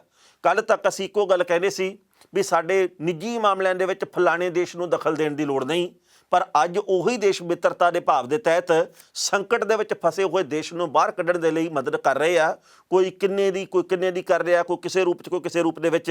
ਸਭ ਦਾ ਸ਼ੁਕਰੀਆ। ਕਾਸ਼ ਅਸੀਂ ਸੱਚੀ ਮੁੱਚੀ ਸਮਰੱਥ ਹੋ ਜਾਈਏ, ਕਾਸ਼ ਅਸੀਂ ਸੱਚੀ ਮੁੱਚੀ ਆਤਮ ਨਿਰਭਰ ਬਣ ਜਾਈਏ ਤੇ ਅਸੀਂ ਬੁੱਤਾਂ ਦੀ ਥਾਂ ਦੇ ਉੱਤੇ ਜੇਕਰ ਲੋੜਵੰਦਾਂ ਦੇ ਲਈ ਮਦਦ ਕਰਨ ਲੱਗ ਪਈਏ, ਜੇਕਰ ਅਸੀਂ ਵੱਡੇ ਵੱਡੇ ਸਟੇਡੀਅਮਾਂ ਦੀ ਥਾਂ ਦੇ ਉੱਤੇ ਵੱਡੇ ਵੱਡੇ ਹਸਪਤਾਲ ਬਣਾਉਣ ਲੱਗ ਜਾਈਏ, ਸਕੂਲ ਬਣਾਉਣ ਲੱਗ ਜਾਈਏ, ਤਾਂ ਸ਼ਾਇਦ ਭਾਰਤ ਨੂੰ ਕਿਸੇ ਹੋਰ ਦੀ ਮਦਦ ਦੀ ਲੋੜ ਨਾ ਪਵੇ। ਅਸੀਂ ਮਦਦ ਦਿਆ ਕਰੀਏ, ਫਿਰ ਸਾਨੂੰ ਤਰਸ ਦੇ ਆਧਾਰ ਦੇ ਉੱਤੇ ਮਦਦ ਲੈਣੀ ਨਾ ਪਵੇ। ਕਰੋਨਾ ਦਾ ਕਹਿਰ ਲਗਾਤਾਰ ਜਾਰੀ ਹੈ। ਦਿੱਲੀ ਦੇ ਬਾਰਡਰਾਂ ਦੇ ਉੱਤੇ ਬੈਠੇ ਹੋਏ ਕਿਸਾਨ ਡਟੇ ਹੋਏ ਆ। ਲਗਾਤਾਰ ਉੱਥੇ ਗਿਣਤੀ ਦੇ ਵਿੱਚ ਵਾਧਾ ਹੋ ਰਿਹਾ। ਮੈਨੂੰ ਕਈ ਸੱਜਣਾਂ ਨੇ ਫੋਨ ਕਰਕੇ ਇਹ ਗੱਲ ਪੁੱਛੀ ਪਿਛਲੇ ਕਈ ਦਿਨਾਂ ਦੇ ਵਿੱਚ ਕਿ ਯਾਰ ਹੁਣ ਕੋਈ ਖਬਰ ਹੀ ਨਹੀਂ ਆਉਂਦੀ ਉੱਧਰਲੇ ਪਾਸਿਓ। ਮੈਂ ਇੱਕੋ ਬੇਨਤੀ ਕੀਤੀ ਵੀ ਹੋਰ ਕੋਈ ਖਬਰ ਕਿਉਂ ਨਹੀਂ ਦੇ ਰਿਹਾ ਜਾਂ ਕਿਉਂ ਘੱਟ ਦੇ ਰਿਹਾ, ਸਾਨੂੰ ਨਹੀਂ ਪਤਾ। ਪਰ ਸਾਡਾ ਇਹ ਨਿੱਜੀ ਤੌਰ ਦੇ ਉੱਤੇ, ਨੈਤਿਕ ਤੌਰ ਦੇ ਉੱਤੇ ਫਰਜ਼ ਹੈ ਕਿ ਦੇਸ਼ ਦਾ ਕਿਸਾਨ ਜਦੋਂ ਲੜਾਈ ਲੜ ਰਿਹਾ ਉਹਦੀ ਬਾਤ ਪਾਈ ਜਾਵੇ, ਹਰ ਰੋਜ਼ ਬਾਤ ਪਾਈ ਜਾਵੇ ਤੇ ਸਭਨਾਂ ਨੂੰ ਹਰ ਰੋਜ਼ ਬਾਤ ਸੁਣ ਕੇ ਉਹਨਾਂ ਦੀ ਮਦਦ ਵੀ ਕਰਨੀ ਚਾਹੀਦੀ ਹੈ। ਜਿਹੜਾ ਵੀ ਜਿਵੇਂ ਵੀ ਕਰਨੀ ਚਾਹਵੇ ਉਹਦੀ ਉਹ ਨਿੱਜੀ ਮਰਜ਼ੀ ਹੈ। ਪਰ ਜਿਸ ਤਰੀਕੇ ਦੇ ਨਾਲ ਬਾਰਡਰਾਂ ਦੇ ਉੱਤੇ ਕਿਸਾਨ ਡਟੇ ਹੋਏ ਆ, ਉਹ ਅਸਲ ਦੇ ਵਿੱਚ ਆਤਮ ਨਿਰਭਰ ਬਣ ਗਏ ਆ। ਭਾਰਤ ਭਾਵੇਂ ਆਤਮ ਨਿਰਭਰ ਸਮੁੱਚਾ ਬਣਿਆ ਹੋਵੇ ਜਾਂ ਨਾ ਬਣਿਆ ਹੋਵੇ, ਪਰ ਬਾਰਡਰਾਂ ਦੇ ਉੱਤੇ ਬੈਠੇ ਕਿਸਾਨ ਆਤਮ ਨਿਰਭਰ ਕਿਵੇਂ ਬਣੇ ਆ? ਉਹਨਾਂ ਨੇ ਆਪਦਾ ਸਾਰਾ ਸਮਾਨ ਜਿਹੜਾ ਘਰ ਦੇ ਵਿੱਚ ਲੀੜਾ ਲੱਤਾ ਉਹ ਵੀ ਬਾਰਡਰਾਂ ਦੇ ਉੱਤੇ ਢੋ ਲਿਆ। ਹੁਣ ਤਾਂ ਉਹਨਾਂ ਨੇ ਆਪਦੇ ਪਸ਼ੂ ਵੀ ਬਾਰਡਰਾਂ ਦੇ ਉੱਤੇ ਬੰਨ੍ਹਣੇ ਸ਼ੁਰੂ ਕਰ ਦਿੱਤੇ ਆ। ਆਕਲੀਆ ਪਿੰਡ ਆ ਬਠਿੰਡੇ ਜ਼ਿਲ੍ਹੇ ਦੇ ਵਿੱਚ। ਇਸ ਪਿੰਡ ਦਾ ਕਿਸਾਨ ਰਾਜ ਸਿੰਘ ਪਿਛਲੇ ਦਿਨੀ ਆਪਣੀ ਇੱਕ ਸੱਜਰ ਸੂਈ ਝੋਟੀ ਆ ਜਿਹੜੀ ਉਹ ਵੀ ਲੈ ਗਿਆ ਬਾਰਡਰ ਦੇ ਉੱਤੇ। 7 ਕਿਲੋ ਦੋਵਾਂ ਟਾਈਮਾਂ ਦਾ ਦੁੱਧ ਦਿੰਦੀ ਆ। ਉਹਨੇ ਇਹ ਗੱਲ ਕਹੀ ਆ ਵੀ ਹੁਣ ਜਦੋਂ ਸਰਕਾਰ ਦੇ ਨਾਲ ਮੱਥਾ ਲੱਗ ਹੀ ਗਿਆ, ਪਸ਼ੂ ਮਾਰਨਾ ਥੋੜ੍ਹੀ ਆ। ਹੁਣ ਤੱਕ ਤਾਂ ਚਲੋ ਅਸੀਂ ਗੱਲ ਕਹਿੰਦੇ ਸੀ ਗੁਆਂਢੀ ਪੱਠੇ ਪਾ ਦੂ, ਕਦੇ ਉਹ ਪਾ ਦੂ, ਕਦੇ ਆਹ ਪਾ ਦੂ, ਪਰ ਜਦੋਂ ਲੜਾਈ ਲੰਮੀ ਚੱਲ ਰਹੀ ਹੈ ਤਾਂ ਫਿਰ ਅਸੀਂ ਆਪਦੀ ਮੱਝ ਮਾਰਨੀ ਥੋੜ੍ਹੀ ਆ। ਮਤਲਬ ਇਹ ਆ, ਤੁਸੀਂ ਜਜ਼ਬਾਤ ਦੇਖੋ ਬੰਦਿਆਂ ਦੇ। ਗੱਲ ਇਹ ਨਹੀਂ ਵੀ ਇੱਕ ਮੱਝ ਲੈ ਗਏ ਆ, ਕੋਈ ਤਾਂ ਬੰਦਾ ਹੱਸ ਕੇ ਵੀ ਕਹਿ ਸਕਦਾ ਲੈ ਹੁਣ ਮੱਝਾਂ ਵੀ ਲੈ ਕੇ ਜਾਣ ਲੱਗ ਪਏ ਆ। ਪਰ ਬੰਦੇ ਦੀ ਵੇਦਨਾ ਕੀ ਆ, ਬੰਦੇ ਦੇ ਅੰਦਰ ਕੀ ਚੱਲ ਰਿਹਾ, ਗੱਲ ਨੂੰ ਇਸ ਨੂੰ ਸਮਝਣ ਦੀ ਜ਼ਰੂਰਤ ਹੈ। ਉਹਨਾਂ ਨੂੰ ਪਤਾ ਵੀ ਭਾਈ ਇਹ ਲੰਮੀ ਜੰਗ ਆ। ਲੰਮੀ ਜੰਗ ਦੇ ਵਿੱਚ ਘਰ ਵੀ ਬਚਾ ਕੇ ਰੱਖਣਾ, ਪਸ਼ੂ ਡੰਗਰ ਵੱਛਾ ਵੀ ਬਚਾ ਕੇ ਰੱਖਣਾ ਤੇ ਅਸੀਂ ਆਪ ਵੀ ਤੰਦਰੁਸਤ ਰਹਿਣਾ ਤੇ ਜੰਗ ਵੀ ਜਿੱਤਣੀ ਆ। ਇਸ ਕਰਕੇ ਉਹ ਆਤਮ ਨਿਰਭਰ ਹੋ ਗਏ ਆ। ਉਹਨਾਂ ਦੀ ਆਤਮ ਨਿਰਭਰਤਾ ਤੋਂ ਸ਼ਾਇਦ ਕੋਈ ਭਾਰਤ ਦੇ ਮੰਤਰੀ ਵੀ ਕੁਝ ਨਾ ਕੁਝ ਸਿੱਖਣ, ਜਿਹੜੇ ਕਿ ਹਾਲੇ ਤੱਕ ਨਹੀਂ ਸਿੱਖੇ। ਪਰ ਇਹਦੇ ਨਾਲ ਹੀ ਗੱਲ ਇਹ ਹੈ ਵੀ ਉਹਨਾਂ ਨੇ ਕਿਹਾ ਜੀ ਕਿ ਕਰੋਨਾ ਨਾ ਜਿਹੜਾ ਇਹ ਸਾਨੂੰ ਇੱਥੇ ਬੈਠਿਆਂ ਨੂੰ ਕੁਝ ਨਹੀਂ ਕਹਿੰਦਾ ਗਾ, ਪਰ ਜੇਕਰ ਸਾਡੇ ਉੱਤੇ ਕੋਈ ਵਾਰ ਕੀਤਾ ਤਾਂ ਭਾਵੇਂ ਕਰੋਨਾ ਦਾ ਛਿੱਟਾ ਇਹ ਦੇ ਜਾਣ। ਪਹਿਲਾਂ ਇਸ ਰਿਪੋਰਟ ਦਾ ਵੇਰਵਾ ਤੇ ਬਾਅਦ ਵਿੱਚ ਕਰਾਂਗੇ ਟਿੱਪਣੀ। ਖੇਤੀ ਕਾਨੂੰਨਾਂ ਦੇ ਖਿਲਾਫ ਦਿੱਲੀ ਦੇ ਵਿੱਚ ਲੱਗੇ ਮੋਰਚਿਆਂ 'ਚ ਕੁੱਦੇ ਕਿਸਾਨ ਆਤਮ ਨਿਰਭਰ ਬਣਨ ਲੱਗੇ ਨੇ। ਗਰਮੀ ਦਾ ਸੀਜ਼ਨ ਹੁਣ ਸਿਖਰ ਦੇ ਉੱਤੇ ਹੈ ਤੇ ਦੁੱਧ ਦੀ ਕਿੱਲਤ ਦਾ ਡਰ ਪੈਦਾ ਹੋ ਚੁੱਕਿਆ। ਬੇਗਾਨੀ ਝਾਕ ਨੂੰ ਛੱਡ ਕੇ ਕਿਸਾਨ ਹੁਣ ਦੁਧਾਰੂ ਮੱਝਾਂ ਨੂੰ ਲੈ ਕੇ ਦਿੱਲੀ ਪੁੱਜਣ ਲੱਗੇ ਨੇ। ਟਿੱਕਰੀ ਬਾਰਡਰ ਦੇ ਉੱਤੇ ਹੁਣ ਤੱਕ ਦਰਜਨਾਂ ਦੀ ਗਿਣਤੀ ਦੇ ਵਿੱਚ ਮੱਝਾਂ ਪਹੁੰਚ ਚੁੱਕੀਆਂ। ਕਿਸਾਨਾਂ ਦੀ ਇਸ ਪੇਸ਼ਕਦਮੀ ਤੋਂ ਸਾਫ਼ ਹੈ ਕਿ ਉਹ ਬਿਨਾਂ ਨਿਆਂ ਲਏ ਤੋਂ ਵਾਪਸ ਨਹੀਂ ਜਾਣ ਵਾਲੇ। ਮਾਨਸਾ ਦੇ ਪਿੰਡਾਂ ਤੋਂ ਖਬਰ ਆਈ ਹੈ ਕਿ ਇੱਥੋਂ ਦੇ ਕੁਝ ਕਿਸਾਨਾਂ ਨੇ ਟਿੱਕਰੀ ਬਾਰਡਰ ਦੇ ਉੱਤੇ ਮੱਝਾਂ ਬੰਨ੍ਹ ਦਿੱਤੀਆਂ ਨੇ। ਇਹ ਵੀ ਪਤਾ ਲੱਗਾ ਕਿ ਇੱਕ ਕਿਸਾਨ ਜੋ ਕਿ ਉੱਥੇ ਮੱਝ ਬੰਨ੍ਹ ਕੇ ਆਪਣੇ ਪਿੰਡ ਨੂੰ ਵਾਪਸ ਆਇਆ, ਉਹਦੀ ਮੱਝ ਨੂੰ ਬਰਨਾਲਾ ਜ਼ਿਲ੍ਹੇ ਦੇ ਪਿੰਡ ਸੁਖਪੁਰਾ ਮੌੜ ਦਾ ਕਿਸਾਨ ਹਰਚਰਨ ਸਿੰਘ ਸੰਭਾਲ ਰਿਹਾ। ਉਹ ਦੱਸਦਾ ਕਿ ਮੱਝ 2 ਵਕਤ ਦਾ ਦੁੱਧ 8 ਕਿਲੋ ਦੇ ਕਰੀਬ ਦਿੰਦੀ ਹੈ। ਉਹ ਖੁਦ ਵੀ ਦੁੱਧ ਵਰਤਦੇ ਨੇ ਤੇ ਦਹੀਂ ਵੀ ਜਮਾ ਲੈਂਦੇ ਨੇ ਤੇ ਮੋਰਚੇ ਦੇ ਸਾਹਮਣੇ ਪੁਰਾਣੇ ਹਸਪਤਾਲ ਦੇ ਵਿੱਚ ਉਹਨਾਂ ਨੇ ਮੱਝ ਬੰਨ੍ਹੀ ਹੋਈ ਹੈ। ਪੰਜਾਬ ਦੇ ਵਿੱਚੋਂ ਉਹ ਤੂੜੀ ਲੈ ਕੇ ਜਾਂਦੇ ਨੇ। ਟਿੱਕਰੀ ਬਾਰਡਰ ਤੋਂ ਕੁਝ ਕੁ ਦੂਰੀ ਦੇ ਉੱਤੇ ਇੱਕ ਹੋਰ ਕਿਸਾਨ ਨੇ ਮੱਝ ਬੰਨ੍ਹੀ ਹੋਈ ਹੈ। ਭਾਰਤੀ ਕਿਸਾਨ ਯੂਨੀਅਨ ਉਗਰਾਹਾਂ ਦੇ ਸੀਨੀਅਰ ਆਗੂ ਸ਼ਿੰਗਾਰਾ ਸਿੰਘ ਮਾਨ ਨੇ ਕਿਹਾ ਕਿ ਟਿੱਕਰੀ ਬਾਰਡਰ ਦੇ ਉੱਤੇ ਹੁਣ ਤੱਕ ਦਰਜਨਾਂ ਦੀ ਗਿਣਤੀ ਵਿੱਚ ਪਸ਼ੂ ਪਹੁੰਚ ਚੁੱਕੇ ਨੇ। ਹਕੂਮਤ ਨੂੰ ਸਮਝ ਲੈਣਾ ਚਾਹੀਦਾ ਕਿ ਕਿਸਾਨ ਖੇਤੀ ਕਾਨੂੰਨ ਰੱਦ ਕਰਾਏ ਤੋਂ ਬਿਨਾਂ ਵਾਪਸ ਮੁੜਨ ਵਾਲੇ ਨਹੀਂ। ਬੇਸ਼ੱਕ ਹਰਿਆਣੇ ਦੇ ਲੋਕ ਦੁੱਧ ਦੇ ਜਾਂਦੇ ਨੇ, ਪਰ ਕਿਸਾਨ ਕਤਾਰਾਂ ਦੇ ਵਿੱਚ ਲੱਗਣ ਜਾਂ ਉਡੀਕਣ ਦੀ ਥਾਂ ਦੁੱਧ ਦੇ ਮਾਮਲੇ ਦੇ ਵਿੱਚ ਆਤਮ ਨਿਰਭਰ ਹੋਣਾ ਚਾਹੁੰਦੇ ਨੇ। ਪਤਾ ਲੱਗਾ ਕਿ ਅਗਲੇ ਮਹੀਨੇ ਨੇੜਲੇ ਪਿੰਡਾਂ 'ਚੋਂ ਹੋਰ ਪਸ਼ੂ ਖਰੀਦਣ ਦੀਆਂ ਵਿਉਂਤਾਂ ਘੜੀਆਂ ਜਾ ਰਹੀਆਂ ਨੇ। ਦਿੱਲੀ ਦੇ ਵਿੱਚ ਪਕੌੜਾ ਚੌਂਕ ਦੇ ਲਾਗੇ ਅੰਮ੍ਰਿਤਸਰ ਜ਼ਿਲ੍ਹੇ ਦੇ ਕਿਸਾਨ ਨੇ ਹਰਿਆਣਾ ਦੇ ਪਿੰਡ ਬਲੌਰ ਚੌਂਕ ਦੀ ਜ਼ਮੀਨ ਠੇਕੇ ਦੇ ਉੱਤੇ ਲੈ ਲਈ ਹੈ। ਇਹਦੇ ਵਿੱਚ ਉਸਨੇ ਸਬਜ਼ੀਆਂ ਲਾ ਲਈਆਂ ਨੇ। ਥੋੜ੍ਹੇ ਦਿਨ ਪਹਿਲਾਂ ਕਿਸਾਨਾਂ ਦਾ ਇੱਕ ਵਫਦ ਦਿੱਲੀ ਵਿੱਚ ਬਿਜਲੀ ਮਹਿਕਮੇ ਦੇ ਐਕਸੀਐਨ ਨੂੰ ਮਿਲ ਕੇ ਆਇਆ। ਕਿਸਾਨਾਂ ਨੇ ਟਿੱਕਰੀ ਬਾਰਡਰ ਦੇ ਉੱਤੇ ਨਵੇਂ ਟਰਾਂਸਫਾਰਮਰ ਲਾਉਣ ਤੇ ਕਿਸਾਨਾਂ ਨੂੰ ਘਰੇਲੂ ਬਿਜਲੀ ਸਪਲਾਈ ਕੁਨੈਕਸ਼ਨ ਜਾਰੀ ਕੀਤੇ ਜਾਣ ਦੀ ਮੰਗ ਕੀਤੀ ਹੈ। ਬਰਨਾਲਾ ਜ਼ਿਲ੍ਹੇ ਦੇ ਇੱਕ ਵਿਅਕਤੀ ਨੇ ਦਿੱਲੀ ਮੋਰਚੇ ਦੇ ਵਿੱਚ ਰੋਟੀਆਂ ਬਣਾਉਣ ਵਾਲੀ ਮਸ਼ੀਨ ਵੀ ਲਾ ਦਿੱਤੀ ਹੈ। ਇਸ ਖਬਰ ਦੇ ਉੱਤੇ ਟਿੱਪਣੀ ਕਰਦਾ ਦੋਸਤੋ, ਪਹਿਲੀ ਗੱਲ ਤਾਂ ਅਸੀਂ ਕਹਾਂਗੇ ਨਰਿੰਦਰ ਸਿੰਘ ਤੋਮਰ, ਪੀਯੂਸ਼ ਗੋਇਲ, ਭਾਰਤ ਦੇ ਪ੍ਰਧਾਨ ਮੰਤਰੀ ਸਾਹਿਬ ਤੇ ਬਾਕੀ ਜਿਹੜੇ ਨੇਤਾ ਹੁਣ ਤੱਕ ਸਿੱਧੇ ਕਿਸਾਨਾਂ ਦੇ ਨਾਲ ਜੁੜੇ ਰਹੇ ਕਾਗਜ਼ਾਂ ਦੇ ਵਿੱਚ, ਉਹਨਾਂ ਦੇ ਲਈ ਤਾਂ ਇਹ ਮੇਰਾ ਖਿਆਲ ਬਹੁਤ ਵੱਡੀ ਝਟਕੇ ਵਾਲੀ ਖਬਰ ਹੋਊਗੀ, ਕਿਉਂਕਿ ਕਿਸਾਨ ਤਾਂ ਉੱਥੇ ਆਪਦੇ ਡੰਗਰ ਵੱਛੇ ਵੀ ਲੈ ਕੇ ਜਾਣ ਲੱਗ ਪਏ ਆ। ਕਿਸਾਨਾਂ ਨੇ ਉੱਥੇ ਮੱਝਾਂ ਵੀ ਬੰਨ੍ਹ ਲਈਆਂ। ਕਿਸਾਨ ਉੱਥੇ ਆਪਣੇ ਨਿਆਣੇ ਵੀ ਲੈ ਗਏ ਆ ਵੀ ਜਦੋਂ ਪੜ੍ਹਾਈ ਆਨਲਾਈਨ ਹੋਣੀ ਆ ਤੇ ਹੁਣ ਭਾਈ ਆਪਾਂ ਇਸ ਘਰ ਨੂੰ ਤਾਲਾ ਲਾ ਕੇ ਤੇ ਇੱਥੇ ਅਦੁਲੜ ਦੇ ਵਿੱਚ ਹੀ ਬਹਿਨੇ ਸਾਰੇ। ਖਬਰਾਂ ਆਈਆਂ ਵੀ ਜਿਹੜੇ ਨਿੱਕੇ ਨਿੱਕੇ ਬੱਚੇ ਆ ਉਹ ਵੀ ਕਿਸ ਤਰੀਕੇ ਦੇ ਨਾਲ ਮੰਜਿਆਂ ਦੇ ਉੱਤੇ ਬੈਠੇ ਆ ਤੇ ਆਨਲਾਈਨ ਪੜ੍ਹਾਈ ਕਰਦੇ ਤੇ ਬਾਅਦ ਦੇ ਵਿੱਚ ਮਾਪਿਆਂ ਦਾ ਲੰਗਰ ਬਣਾਉਣ ਦੇ ਵਿੱਚ ਹੱਥ ਵਟਾਉਂਦੇ ਆ। ਇਹ ਖਬਰਾਂ ਮੋਦੀ ਸਰਕਾਰ ਨੂੰ ਮੇਰਾ ਖਿਆਲ ਆ ਵੀ ਸਬਕ ਦੇਣ ਦੇ ਲਈ ਕਾਫੀ ਹੈ। ਇਹ ਮੋਦੀ ਸਰਕਾਰ ਜਿਹੜੀ ਕਿ ਸੋਚਦੀ ਸੀ, ਤੋਮਰ ਸਾਹਿਬ ਜਿਹੜੇ ਸੋਚਦੇ ਸੀ ਵੀ ਗਰਮੀ ਵਧੂਗੀ, ਵਾਢੀ ਦਾ ਸੀਜ਼ਨ ਸ਼ੁਰੂ ਹੋ ਜਾਣਾ, ਕਿਸਾਨ ਇੱਥੋਂ ਚਲੇ ਜਾਣਗੇ, ਉਹ ਜਾ ਕੇ ਵੀ ਆ ਗਏ ਆ। ਉਹਨਾਂ ਨੇ ਅਗਲੇਰੇ ਪ੍ਰਬੰਧ ਵੀ ਕਰ ਲਏ ਆ। ਇਸ ਵਕਤ ਬਾਰਡਰ ਦੇ ਉੱਤੇ ਜਾ ਕੇ ਦੇਖੀਏ, ਉੱਥੇ ਝੌਂਪੜੀਆਂ ਹੀ ਝੌਂਪੜੀਆਂ। ਇਹਨਾਂ ਝੌਂਪੜੀਆਂ ਦੇ ਵਿੱਚ ਸੰਸਾਰ ਵਸਦਾ, ਇਹਨਾਂ ਝੌਂਪੜੀਆਂ ਦੇ ਵਿੱਚ ਜਜ਼ਬਾ ਵਸਦਾ, ਇਹਨਾਂ ਝੌਂਪੜੀਆਂ ਦੇ ਵਿੱਚ ਉਤਸ਼ਾਹ ਵਸਦਾ। ਇਹ ਉਤਸ਼ਾਹਹੀਨ ਲੋਕਾਂ ਦੀਆਂ ਨਹੀਂ, ਇਹ ਉਤਸ਼ਾਹ ਵਾਲੇ ਲੋਕਾਂ ਦੀਆਂ ਝੌਂਪੜੀਆਂ।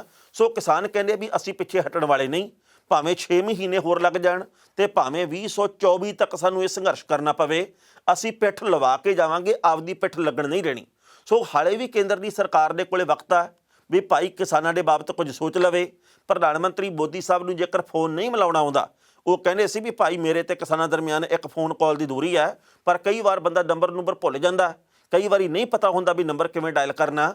ਕਿਸਾਨਾਂ ਨੇ ਇਹ ਗੱਲ ਕਹੀ ਆ ਵੀ ਅਸੀਂ ਫੋਨ ਕਰ ਲੈਂਦੇ ਆ, ਸਾਨੂੰ ਆਪਣਾ ਨੰਬਰ ਦੇ ਦੇਣ, ਉਹ ਕਿਸੇ ਵੀ ਤਰੀਕੇ ਨਾਲ ਜਨਤਕ ਕਰ ਦੇਣ, ਅਸੀਂ ਪਹਿਲੇ 5 ਮਿੰਟਾਂ ਦੇ ਵਿੱਚ ਹੀ ਫੋਨ ਕਰ ਲਾਂਗੇ, ਮੀਟਿੰਗ ਦਾ ਸਮਾਂ ਲੈ ਲਾਂਗੇ, ਗੱਲਬਾਤ ਕਰੀਏ। ਆਪੇ ਹੀ ਕਹਿ ਰਹੇ ਆ ਵੀ ਸੰਵਾਦ ਦੇ ਰਾਹੀਂ ਮਸਲੇ ਹੱਲ ਹੁੰਦੇ ਆ, ਆ ਜੋ ਸੰਵਾਦ ਰਚਾਉਂਦੇ ਆ, ਸਵਾਦ ਕਿਹੜੀ ਗੱਲੋਂ ਲੈਂਦੇ ਆ। ਦੁਨੀਆ ਰੰਗ ਬਰੰਗੀ ਆ, ਇਹਦੇ ਵਿੱਚ ਕੋਈ ਰੰਗ ਫਿੱਕਾ ਤੇ ਕੋਈ ਰੰਗ ਗੂੜਾ। ਇਹਦੇ ਵਿੱਚ ਕੋਈ ਕੁਝ ਆਪਣਾ ਯੋਗਦਾਨ ਪਾਉਂਦਾ ਕਿਸੇ ਰੂਪ ਦੇ ਵਿੱਚ, ਕੋਈ ਕਿਸੇ ਰੂਪ ਦੇ ਵਿੱਚ ਪਾਉਂਦਾ। ਇਹਦੇ ਵਿੱਚ ਲੁੱਟਣ ਵਾਲਿਆਂ ਦੀ ਵੀ ਘਾਟ ਨਹੀਂ, ਇਹਦੇ ਵਿੱਚ ਦਾਨੀਆਂ ਦੀ ਵੀ ਘਾਟ ਨਹੀਂ। ਮੇਰੇ ਕੋਲੇ 2 ਉਦਾਹਰਨਾਂ ਇਸ ਵਕਤ ਇਹੋ ਜਿਹੀਆਂ ਜਿਹੜੀਆਂ ਕਿ ਬਹੁਤ ਕੁਝ ਸੋਚਣ ਵਿਚਾਰਨ ਦੇ ਲਈ ਮਜਬੂਰ ਕਰਦੀਆਂ। ਮੱਧ ਪ੍ਰਦੇਸ਼ ਦੇ ਜੌਨਪੁਰ ਖੇਤਰ ਦੇ ਵਿੱਚ ਇੱਕ ਬਜ਼ੁਰਗ ਔਰਤ ਦੀ ਮੌਤ ਹੋ ਜਾਂਦੀ ਹੈ। ਉਸ ਬਜ਼ੁਰਗ ਔਰਤ ਦਾ ਸੰਸਕਾਰ ਕਰਨ ਵਾਸਤੇ ਪਿੰਡ ਦਾ ਕੋਈ ਬੰਦਾ ਬੌੜਦਾ ਨਹੀਂਗਾ। ਸਾਰੇ ਡਰਦੇ ਆ ਵੀ ਨਾ ਕਰੋਨਾ ਪੀੜਤ ਸੀ, ਆਪਾਂ ਨਹੀਂ ਨੇੜੇ ਆਉਣਾ। ਉਸ ਔਰਤ ਦਾ ਘਰ ਵਾਲਾ ਆਪਣੀ ਘਰਵਾਲੀ ਨੂੰ ਸਾਈਕਲ ਦੇ ਉੱਤੇ ਲੱਦਦਾ ਤੇ ਬਾਅਦ ਦੇ ਵਿੱਚ ਨਦੀ ਦੇ ਕੰਢੇ ਦੇ ਉੱਤੇ ਲੈ ਜਾਂਦਾ ਇਕੱਲਾ ਹੀ। ਉਹਦੇ ਕੋਲ ਖਫਣ ਵੀ ਹੈ ਨਹੀਂਗਾ, ਖਫਣ ਹੈ ਨਹੀਂਗਾ ਉਹ ਜਿਹਦੇ ਵਿੱਚ ਵਲੇਟੀ ਜਾਵੇ। ਉਹਨੂੰ ਲਿਜਾ ਕੇ ਉੱਥੇ ਸੰਸਕਾਰ ਕਰਨ ਲੱਗਦਾ ਤੇ ਪਿੰਡ ਵਾਲੇ ਡਾਂਗਾ ਲੈ ਕੇ ਪਹੁੰਚ ਜਾਂਦੇ ਆ। ਉਹ ਕਹਿੰਦੇ ਵੀ ਅਸੀਂ ਸੰਸਕਾਰ ਨਹੀਂ ਕਰਨ ਜਿਹੜਾ, ਇਹ ਤਾਂ ਕਰੋਨਾ ਪੀੜਤ ਸੀ। ਮੌਕੇ ਦੇ ਉੱਤੇ ਪੁਲਿਸ ਆਉਂਦੀ ਆ, ਫਿਰ ਉਸ ਔਰਤ ਦਾ ਸੰਸਕਾਰ ਹੁੰਦਾ। ਇਹ ਪਿੰਡਾਂ ਵਾਲਿਆਂ ਦੇ ਵਿੱਚੋਂ ਕੁਝ ਇੱਕ ਦੀ ਸੋਚ ਹੈ ਵੀ ਇਸ ਵਕਤ ਅਸੀਂ ਲੋੜਵੰਦ ਦੀ, ਦੁਖੀ ਦੀ ਮਦਦ ਕਰਨ ਦੀ ਥਾਂ ਦੇ ਉੱਤੇ ਉਹਨੂੰ ਛਿੱਲਦੇ ਕਿਵੇਂ ਆ, ਉਹਦੇ ਅੰਦਰੋਂ ਅਸੀਂ ਚੀਰਦੇ ਕਿਵੇਂ ਆ ਉਹਨੂੰ। ਪਰ ਦੂਜੀ ਇੱਕ ਹੋਰ ਉਦਾਹਰਨ ਆਈ ਹੈ। ਇਹ ਖਬਰ ਆਈ ਹੈਗੀ ਨਾਗਪੁਰ ਦੇ ਵੱਲੋਂ, ਮਹਾਰਾਸ਼ਟਰ ਦੇ ਵੱਲੋਂ। ਇੱਥੇ 85 ਸਾਲ ਦੇ ਇੱਕ ਬਜ਼ੁਰਗ ਨੇ ਇਹੋ ਜਿਹੀ ਉਦਾਹਰਨ ਪੇਸ਼ ਕਰਤੀ ਹੈ ਵੀ ਲੱਖ ਵਾਰੀ ਸਲਾਮ ਕਰੀਏ ਉਹ ਵੀ ਥੋੜਾ। ਉਸ ਬਜ਼ੁਰਗ ਨੇ ਆਪਣਾ ਬੈੱਡ ਹਸਪਤਾਲ ਵਿਚਲਾ ਇੱਕ 40 ਸਾਲ ਦੇ ਨੌਜਵਾਨ ਨੂੰ ਦੇ ਕੇ, ਕਿਉਂਕਿ ਉਹ ਨੌਜਵਾਨ ਵੀ ਕਰੋਨਾ ਪੀੜਤ ਸੀ, ਆਪ ਘਰ ਨੂੰ ਆ ਗਿਆ ਬਜ਼ੁਰਗ। ਉਸ ਬਜ਼ੁਰਗ ਦੀ ਮੌਤ ਹੋ ਗਈ ਹੈ। ਦੁਨੀਆ ਭਰ ਦੇ ਵਿੱਚ ਇਸ ਬਜ਼ੁਰਗ ਦੀਆਂ ਗੱਲਾਂ ਚੱਲਦੀਆਂ। ਪਹਿਲਾਂ ਇਸ ਬਜ਼ੁਰਗ ਦਾ ਸੰਖੇਪ ਦੇ ਵਿੱਚ ਵੇਰਵਾ ਸਾਂਝਾ ਕਰਦੇ ਹਾਂ ਵੀ ਉਹਨਾਂ ਨੇ ਮਿਸਾਲ ਪੇਸ਼ ਕਿਵੇਂ ਕੀਤੀ ਹੈ ਤੇ ਬਾਅਦ ਵਿੱਚ ਕਰਾਂਗੇ ਟਿੱਪਣੀ।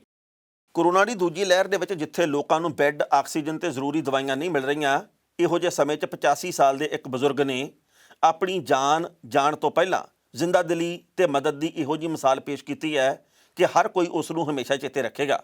ਮਹਾਰਾਸ਼ਟਰ ਦੇ ਨਾਗਪੁਰ ਦੇ ਨਾਰਾਇਣ ਭਾਊ ਰਾਓ ਨੇ 85 ਸਾਲ ਦੀ ਉਮਰ ਦੇ ਵਿੱਚ ਜੋ ਕਰ ਦਿਖਾਇਆ ਉਹਨੂੰ ਸਲਾਮ ਹੈ। ਉਹ 85 ਸਾਲ ਦੀ ਉਮਰ ਦੇ ਵਿੱਚ ਹਸਪਤਾਲ 'ਚ ਭਰਤੀ ਸਨ। ਇਸੇ ਦਰਮਿਆਨ ਇੱਕ ਔਰਤ 40 ਸਾਲ ਦੇ ਆਪਣੇ ਪਤੀ ਨੂੰ ਲੈ ਕੇ ਹਸਪਤਾਲ ਪਹੁੰਚੀ, ਪਰ ਹਸਪਤਾਲ ਨੇ ਭਰਤੀ ਕਰਨ ਤੋਂ ਇਨਕਾਰ ਕਰ ਦਿੱਤਾ ਕਿਉਂਕਿ ਬੈੱਡ ਉੱਥੇ ਖਾਲੀ ਨਹੀਂ ਸੀ। ਉਹ ਔਰਤ ਡਾਕਟਰਾਂ ਦੇ ਮੂਹਰੇ ਬੇਨਤੀਆਂ ਕਰਨ ਲੱਗੀ, ਉਹਨਾਂ ਦੇ ਮੂਹਰੇ ਰੋਣ ਪਿੱਟਣ ਲੱਗੀ, ਪਰ ਡਾਕਟਰਾਂ ਦੇ ਉੱਤੇ ਵੀ ਅਸਰ ਨਹੀਂ ਹੋਇਆ। ਇਹ ਸਾਰਾ ਕੁਝ ਦੇਖ ਕੇ 85 ਸਾਲ ਦੇ ਬਜ਼ੁਰਗ ਨਾਰਾਇਣ ਭਾਊ ਰਾਓ ਨੇ ਆਪਣਾ ਬੈੱਡ ਉਸ ਔਰਤ ਦੇ ਪਤੀ ਨੂੰ ਦੇਣ ਦੇ ਲਈ ਹਸਪਤਾਲ ਪ੍ਰਸ਼ਾਸਨ ਨੂੰ ਗੁਜ਼ਾਰਿਸ਼ ਕੀਤੀ ਤੇ ਇਹ ਗੱਲ ਕਹੀ ਕਿ ਮੈਂ ਆਪਣੀ ਜ਼ਿੰਦਗੀ ਜਿਉਂ ਲਈ ਹੈ, ਮੇਰੀ ਉਮਰ ਹੁਣ 85 ਸਾਲ ਹੈ, ਇਸ ਔਰਤ ਦਾ ਪਤੀ ਨੌਜਵਾਨ ਹੈ, ਇਹਦੇ ਉੱਤੇ ਟੱਬਰ ਦੀ ਜ਼ਿੰਮੇਵਾਰੀ ਹੈ, ਇਸ ਕਰਕੇ ਮੇਰਾ ਬੈੱਡ ਇਹਨੂੰ ਦੇ ਦਿੱਤਾ ਜਾਵੇ। ਇਸ ਬਜ਼ੁਰਗ ਦੀ ਗੁਜ਼ਾਰਿਸ਼ ਨੂੰ ਮੰਨਦੇ ਹੋਏ ਹਸਪਤਾਲ ਪ੍ਰਸ਼ਾਸਨ ਨੇ ਉਹਦੇ ਕੋਲੋਂ ਕੋਰੇ ਕਾਗਜ਼ ਦੇ ਉੱਤੇ ਲਿਖਵਾਇਆ ਕਿ ਮੈਂ ਆਪਣੀ ਸਵੈ ਇੱਛਾ ਦੇ ਨਾਲ ਦੂਜੇ ਮਰੀਜ਼ ਦੇ ਲਈ ਬੈੱਡ ਖਾਲੀ ਕਰ ਰਿਹਾ। ਇਸ ਤੋਂ ਬਾਅਦ ਉਹ ਬਜ਼ੁਰਗ ਘਰ ਵਾਪਸ ਪਰਤ ਆਇਆ, ਉਹਦੀ ਤਬੀਅਤ ਵਿਗੜਦੀ ਗਈ ਤੇ 3 ਦਿਨ ਬਾਅਦ ਉਸ ਬਜ਼ੁਰਗ ਦਾ ਦੇਹਾਂਤ ਹੋ ਗਿਆ। ਇਸ ਖਬਰ ਦੇ ਉੱਤੇ ਟਿੱਪਣੀ ਕਰਦਾ ਦੋਸਤੋ, ਪਹਿਲੀ ਗੱਲ ਤਾਂ ਅਸੀਂ ਕਹਾਂਗੇ ਇਹੋ ਜਿਹੀਆਂ ਉਦਾਹਰਨਾਂ ਮਿਲਦੀਆਂ ਕਿੱਥੇ ਆ। ਅੱਜ ਇਹੋ ਜਿਹਾ ਸਮਾਂ ਆ ਚੁੱਕਿਆ ਵੀ ਜੇਕਰ ਬੱਸ ਦੇ ਵਿੱਚ ਕੋਈ ਸਵਾਰੀ ਖੜੀ ਹੋਵੇ ਤੇ ਉਹਨੇ ਇਹ ਗੱਲ ਕਹੀ ਹੋਵੇ ਜੀ ਕਿ ਤੁਸੀਂ ਉੱਠ ਖੜੋ ਜੀ, ਮੈਂ ਬਹਿਣਾ ਚਾਹੁੰਦੀ ਆ ਜਾਂ ਮੈਂ ਬਹਿਣਾ ਚਾਹੁੰਦਾ, ਮੇਰੀ ਸਿਹਤ ਖਰਾਬ ਆ, ਬੰਦਾ ਅੱਗੋਂ 36 ਗੱਲਾਂ ਕਰਦਾ ਵੀ ਮੈਂ ਵੀ ਬਰਾਬਰ ਦੀ ਟਿਕਟ ਲਈ ਆ, ਮੈਂ ਸੀਟ ਕਿਉਂ ਛੱਡਾਂ। ਅਸੀਂ ਸੀਟ ਛੱਡ ਕੇ ਰਾਜ਼ੀ ਨਹੀਂ। ਉਸ ਬਜ਼ੁਰਗ ਨੇ ਆਪਣੇ ਫਰਜ਼ ਨੂੰ ਸਮਝਦੇ ਹੋਏ, ਇਨਸਾਨੀਅਤ ਨੂੰ ਮੁੱਖ ਰੱਖਦਿਆਂ, ਆਪਦੀ ਉਮਰ ਨੂੰ ਮੁੱਖ ਰੱਖਦਿਆਂ, ਦੂਜੇ ਦੀ ਲੋੜ ਨੂੰ ਮੁੱਖ ਰੱਖਦਿਆਂ ਹਸਪਤਾਲ ਵਿਚਲਾ ਬੈੱਡ ਛੱਡਤਾ। ਹੋ ਸਕਦਾ ਉਹ ਬਜ਼ੁਰਗ ਹੋਰ ਲੰਮਾ ਸਮਾਂ ਜਿਉਂਦਾ, ਹੋ ਸਕਦਾ 10 ਸਾਲ 20 ਸਾਲ ਹੋਰ ਕੱਢ ਜਾਂਦਾ, ਪਰ ਉਹਨੇ 40 ਸਾਲ ਦੇ ਵਿਅਕਤੀ ਦੇ ਲਈ ਉਹ ਬੈੱਡ ਛੱਡਿਆ ਤੇ ਬਜ਼ੁਰਗ ਦੀ ਆਪਣੀ ਮੌਤ ਹੋ ਗਈ ਹੈ। ਇਹੋ ਜਿਹੇ ਲੋਕ ਵੀ ਭਾਰਤ ਦੇ ਵਿੱਚ ਹੈਗੇ, ਇਹੋ ਜਿਹੇ ਲੋਕ ਵੀ ਧਰਤੀ ਦੇ ਉੱਤੇ ਹੈਗੇ ਆ। ਇਹਨਾਂ ਲੋਕਾਂ ਦੇ ਕਰਕੇ ਮੈਂ ਸੋਚਦਾ ਵੀ ਧਰਤੀ ਟਿਕੀ ਹੈ, ਨਹੀਂ ਤਾਂ ਸਾਡੀਆਂ ਸਰਕਾਰਾਂ ਨੇ ਤਾਂ ਲੁੱਟ ਕੇ ਕੁੱਟ ਕੇ ਸਾਰਾ ਕੁਝ ਵੇਚ ਵੱਟ ਕੇ ਖਾ ਲਿਆ ਸੀ। ਇਹਨਾਂ ਲੋਕਾਂ ਦੀ ਸੋਚ ਨੂੰ ਸਲਾਮ ਹੈ। ਸੋ ਖਬਰਾਂ ਦੋਸਤੋ ਕਈ ਹੋਰ ਵੀ ਸਨ, ਪਰ ਜੋ ਵਕਤ ਦੀ ਘਾਟੀ ਰੋਕਣ ਦਾ ਇਸ਼ਾਰਾ ਕਰ ਰਹੀ ਹੈ। ਕੱਲ੍ਹ ਨੂੰ ਇਸੇ ਵੇਲੇ ਖਬਰ ਦੀ ਖਬਰ ਲੈ ਕੇ ਫਿਰ ਹਾਜ਼ਰ ਹੋਵਾਂਗੇ। ਉਦੋਂ ਤੱਕ ਲਈ ਆਗਿਆ ਦਿਓ। ਬਹੁਤ ਬਹੁਤ ਮਿਹਰਬਾਨੀ।